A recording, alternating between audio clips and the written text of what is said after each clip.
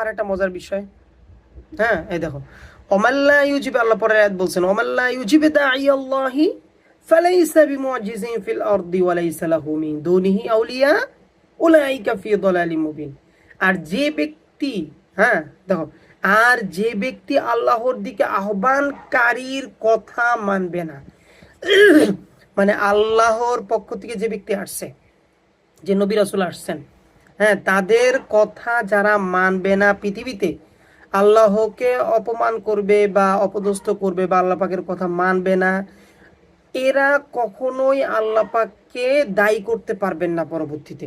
Feel আরদি ওয়ালাইসা লাহু মিন দুনি আউলিয়া, আল্লাহ ব্যতীত তার কোনো সাহায্যকারীও থাকবে না। কত বোকা দেখো, মানুষ কত কিছু মনে করে, হ্যাঁ আল্লাহ পাক ছাড়া তার কোনো সাহায্য থাকবে না। ওয়ালাইসা লাহু মিন দুনি আউলিয়া,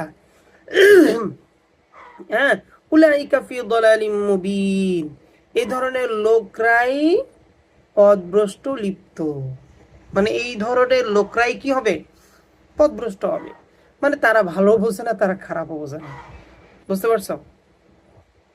হ্যাঁ, পরের আয়াত।